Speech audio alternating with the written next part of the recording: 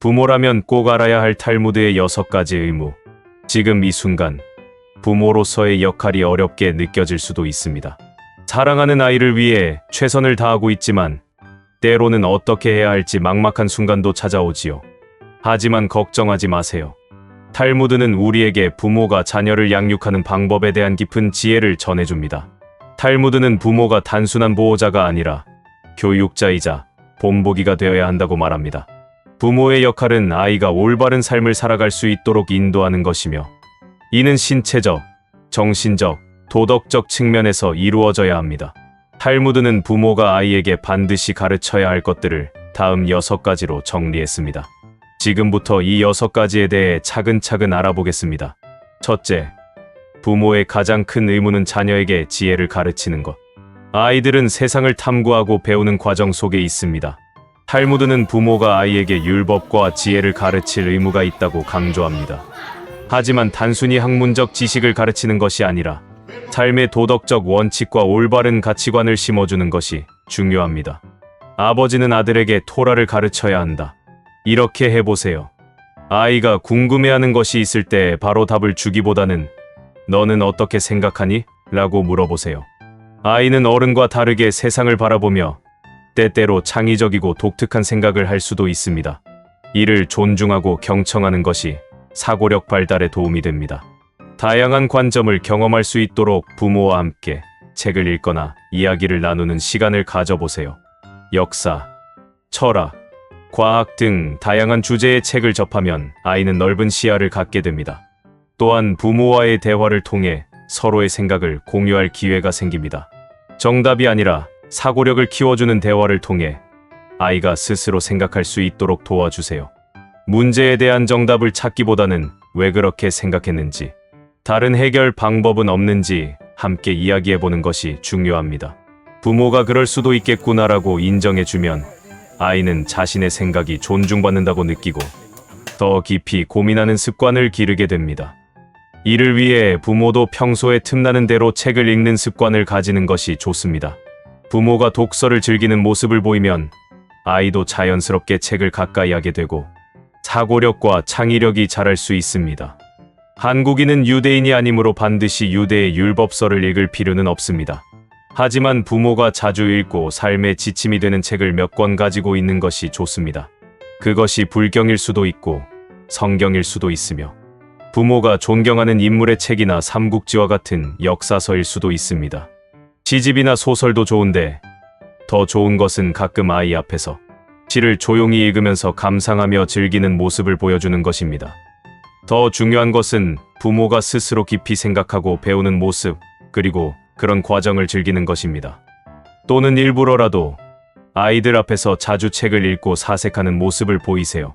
그러다 보면 아이가 자연스럽게 궁금해하며 질문할 것입니다. 이때 너무 길게 설명하려 하지 말고 자연스럽게 답해주세요. 아이들은 어른이 집중하는 모습에서 호기심을 느끼며 배우는 법이니까요. 또한 아이의 대답을 단순히 듣고 넘기는 것이 아니라 내가 그렇게 생각한 이유는 뭐니? 다른 방법은 없을까? 같은 질문을 던져보세요. 이 과정에서 아이는 논리적으로 사고하는 법을 배우고 자신의 의견을 더욱 깊이 있게 다듬을 수 있습니다. 때로는 아이가 엉뚱한 답을 하더라도 정답이 아닌 창의적인 사고의 과정이라고 여겨주세요. 아이가 낸 아이디어를 무조건 옳고 그름으로 판단하기보다는 이런 관점도 재미있네.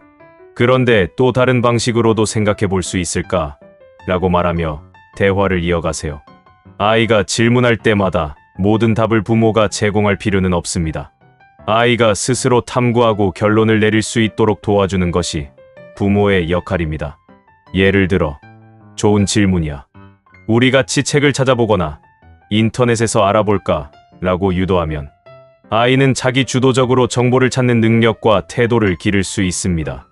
둘째, 직업을 가르쳐라. 독립심을 키우는 부모의 역할. 탈무드는 부모가 자녀에게 직업을 가르칠 의무가 있다고 말합니다. 자녀가 자립할 수 있도록 돕는 것이 부모의 중요한 역할 중 하나이기 때문입니다. 자녀에게 직업을 가르치지 않는 것은 그를 도둑으로 만드는 것과 같다. 이렇게 해보세요. 아이에게 책임감을 기르는 경험을 제공하세요. 집안일을 맡기거나 용돈을 관리하게 하거나 작은 목표를 세우고 이루도록 지도하는 것도 좋은 방법입니다. 작은 일이라도 스스로 해볼 기회를 주고 성취감을 느끼도록 도와주세요. 예를 들어 아이가 원하는 물건을 사기 위해 스스로 저축하도록 유도하면 노동과 보상의 개념을 자연스럽게 배울 수 있습니다. 돈을 관리하는 방법을 가르쳐 경제적 독립심을 키우는 교육도 중요합니다. 용돈을 계획적으로 사용하는 법, 저축하는 습관, 돈의 가치를 이해하는 방법을 가르쳐 주세요. 아이의 흥미와 재능을 발견하고 이를 직업과 연결시켜 주세요. 다양한 경험을 통해 자신의 적성과 재능을 찾을 수 있도록 돕고 직업의 의미와 가치에 대해 이야기하는 것도 중요합니다. 실제 경제 활동을 체험하게 해주세요. 예를 들어 바자회에서 물건을 팔거나 간단한 아르바이트 경험을 해보는 것도 경제 교육에 좋은 방법입니다. 셋째, 건강한 관계를 맺을 수 있도록 돕는 것도 부모의 역할. 현대 사회에서 부모의 중요한 역할 중 하나는 아이가 건강한 인간관계를 형성하도록 돕는 것입니다. 이는 단순히 친구를 많이 사귀는 것이 아니라 타인을 존중하고 신뢰를 바탕으로 관계를 유지하는 법을 배우는 것을 의미합니다. 이렇게 해보세요. 타인을 존중하는 법을 가르쳐 주세요. 부모가 먼저 정중한 태도로 타인을 대하는 모습을 보이면 아이도 자연스럽게 이를 배웁니다. 예를 들어 부모가 식당에서 종업원에게 감사 인사를 하는 모습을 보이면 아이도 그 행동을 따라하게 됩니다. 감정을 조절하는 방법을 부모가 직접 실천하세요.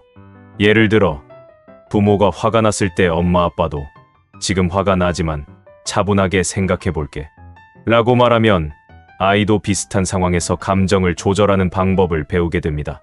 아이와의 대화에서 경청하는 태도를 보여주세요. 아이가 이야기를 할 때 핸드폰을 내려놓고 눈을 맞추며 듣는 모습을 보이면 아이도 타인의 이야기를 경청하는 법을 배우게 됩니다. 아이의 사회적 어려움을 부모가 먼저 이해하고 공감해 주세요. 아이가 친구 관계에서 갈등을 겪을 때 그런 상황에서 내가 어떤 기분이었니? 라고 물어보며 감정을 표현할 기회를 주세요. 그리고 그럼 어떻게 하면 좋을까? 라고 스스로 해결책을 고민하도록 유도해 주세요. 협력과 팀워크의 중요성을 가르쳐 주세요. 가족이 함께 요리를 하거나 집안일을 분담하는 경험을 통해 협력하는 즐거움을 배울 수 있습니다. 일상 속에서 감사하는 태도를 보여주세요. 예를 들어 아이가 도움을 주었을 때 고마워. 내가 도와줘서 엄마 아빠가 정말 기뻐. 라고 말하면 아이도 감사하는 표현을 자연스럽게 배웁니다. 넷째, 독립심과 책임감 키우기 실패를 허용하는 교육. 탈무드는 부모가 아이를 과잉 보호하지 말고 스스로 배우도록 도와야 한다고 가르칩니다. 현대 사회에서도 부모가 모든 걸 해결해 주기보다는 아이가 직접 경험하고 배울 수 있도록 해야 합니다. 넘어지지 않는 아이는 걷는 법을 배울 수 없다. 이렇게 해보세요. 아이가 어려운 상황을 스스로 해결할 수 있도록 기회를 주세요. 예를 들어 숙제를 하지 않아서 선생님께 혼나는 경험도 중요합니다.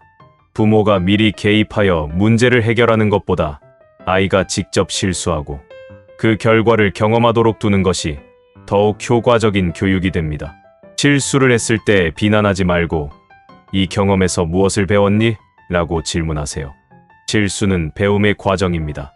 아이가 실수를 하더라도 부모가 다그치기보다는 그 경험에서 무엇을 배울 수 있는지 대화를 나누어야 합니다. 집안일이나 가족 의무, 예를 들면 자기 방 정리, 요리 돕기 등을 함께 하는 것을 통해 책임감을 길러주세요. 아이가 집안에서 맡은 역할을 수행하면 스스로 해야 할 일을 책임지는 태도를 익힐 수 있습니다. 가령 저녁 식사 후 설거지를 맡긴다면 처음에는 힘들어할 수도 있지만 점차 책임감이 자라게 됩니다. 지시나 권위에 기대기보다 아이의 행동과 결과를 연결하세요. 예를 들어 숙제를 하지 않아 선생님께 혼이 났을 때 아빠가 숙제를 하라고 했잖아. 내 말을 안 들어서 혼난 거야. 라고 말하는 것은 좋지 않습니다. 이렇게 말하는 것은 아이의 인생에 아빠가 주인공이 되어 들어가려는 것입니다. 아이의 인생의 중심에는 아이가 있어야 합니다. 대신 숙제는 내가 해야 할 책임이었는데 하지 않아서 선생님께 혼났구나. 내가 약속을 지키지 않아서 이런 결과가 나온 거야. 라고 말하는 것이 더 효과적입니다. 이렇게 하면 아이는 자신의 행동이 가져오는 결과를 이해하고 책임지는 법을 배울 수 있습니다. 이렇게 해야 아이의 인생의 중심에 자신이 있다는 것을 느낄 수 있습니다. 아빠는 그냥 옆에서 잠시 도와주는 사람일 뿐입니다. 아빠는 아이 옆에서 계속 함께 있으면서 아이 대신 모든 것을 다 판단해 줄 수 없기 때문입니다. 아이가 스스로의 주인임을 깨닫게 해주세요. 부모의 개입보다는 아이가 스스로 해결할 수 있도록 유도하세요. 예를 들어, 아이가 숙제를 못했다고 울면서 도움을 요청할 때, 알았어. 엄마 아빠가 해줄게.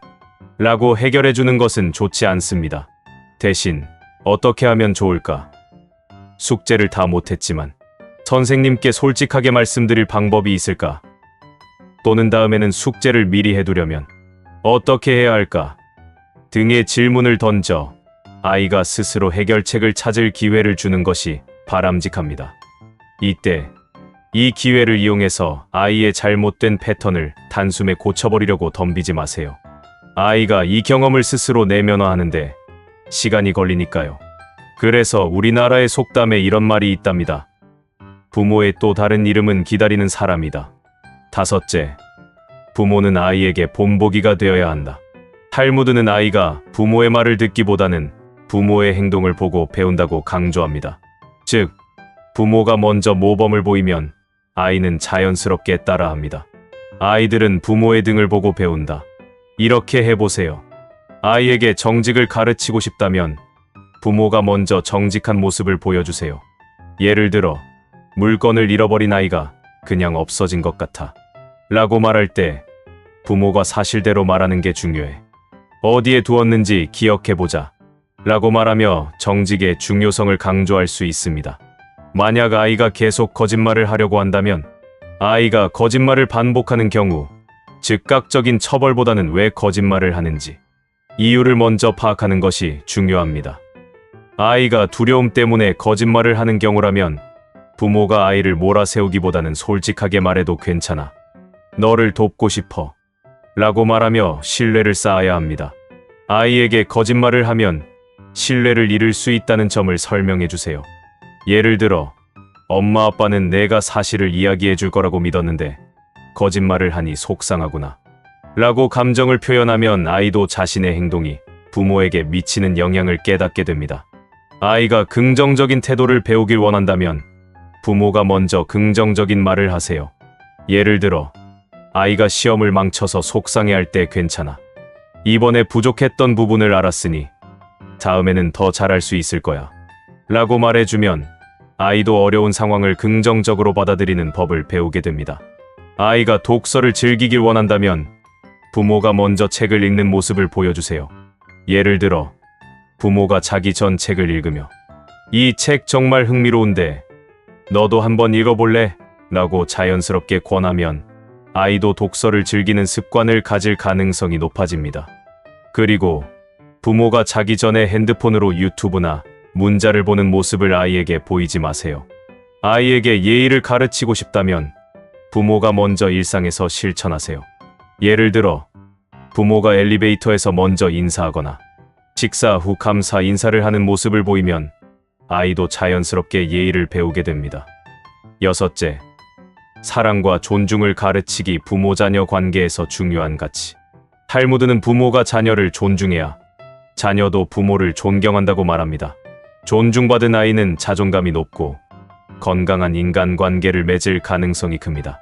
부모가 자녀를 존중하면 자녀도 부모를 존경한다. 이렇게 해보세요.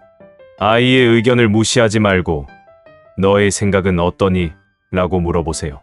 예를 들어, 아이가 저는 커서 게임 개발자가 되고 싶어요 라고 말했을 때 부모가 그건 돈 벌기 힘든 직업이야 라고 단정 지으면 아이는 자신의 의견이 존중받지 못한다고 느낍니다. 대신 그렇구나.